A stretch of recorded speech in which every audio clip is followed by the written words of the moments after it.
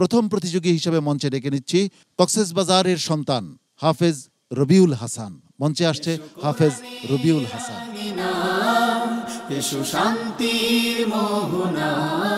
আসসালামু আলাইকুম ওয়া রাহমাতুল্লাহি ওয়া বারাকাতুহু। ওয়া আলাইকুমুস সালাম ওয়া রাহমাতুল্লাহি ওয়া বারাকাতুহু। আউযু বিল্লাহি মিনাশ শাইতানির রাজীম। বিসমিল্লাহির রহমানির রহিম। والذين آتيناهم الكتاب يفرحون بما أنزل إليك. أعوذ بالله من الشيطان الرجيم.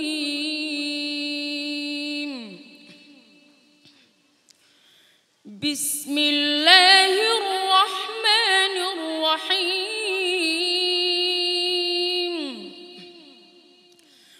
والذين آتيناهم الكتاب يفرحون بما أنزل إليك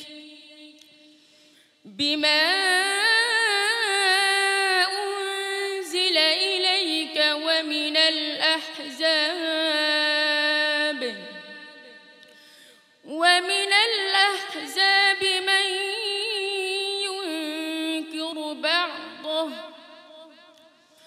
قل إنما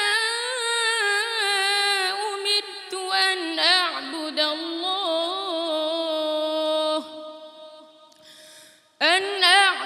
الله ولا أشرك به.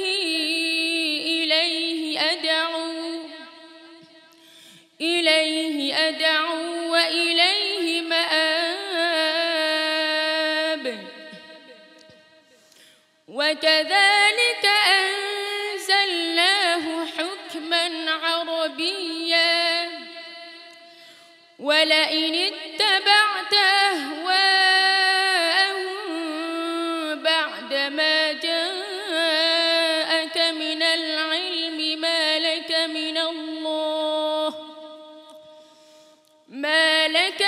الله من ولي ولا واق.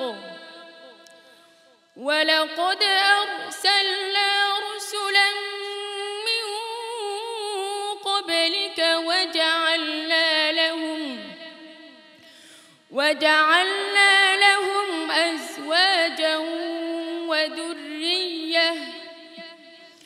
وما كان لرسول أن يأتي بآية إلا بإذن الله. لكل أجل كتاب. يمحو الله ما يشاء ويثبت. وعنده أم الكتاب. وإما نرينك بعض الذي نعدهم أو نتوفينك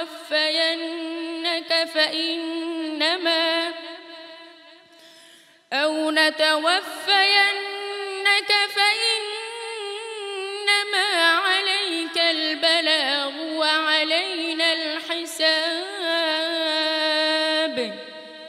حسبك. صدق الله العظيم. মাশাআল্লাহ।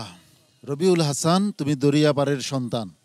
তোমার আজকের পারফরমেন্স কেমন হলো সম্মানিত বিচারক হাফেজ কারি নাজমুল হাসান সাহেবের কাছ থেকে জেনে আসি। রবিউল হাসান খুব চমৎকার তেলাওয়াত করেছে মাশাআল্লাহ। ইয়াদ ভালো ছিল। তাজভিদের প্রতি আরও মনোযোগী হতে হবে, উচ্চারণগুলো আরও স্পষ্ট করার চেষ্টা করতে হবে, আর আওয়াজকে খুব বেশি উপরে না উঠে স্বাভাবিকভাবে পড়ার চেষ্টা করতে হবে যাতে কোনো কষ্ট না হয়। ওস্তাদুল হুফাজ, রবিউল হাসানকে গত পর্বে যে পরামর্শ দেওয়া হয়েছিল আমার দৃষ্টিতে মনে হচ্ছে আজকে আরও ডাউন।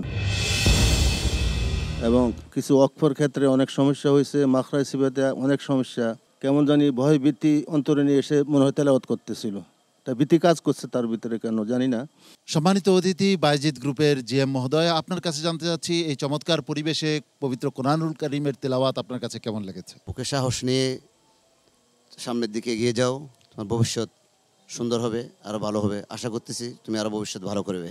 রবিউল হাসান, ঘাবড়াবার কিছুই নেই, হতাশ হওয়ার কিছু নেই, প্রস্তুতি আরও নিতে হবে। ইনশাআল্লাহ দেখা যাক ফলাফল কি হয়। السلام عليكم ورحمة الله وبركاته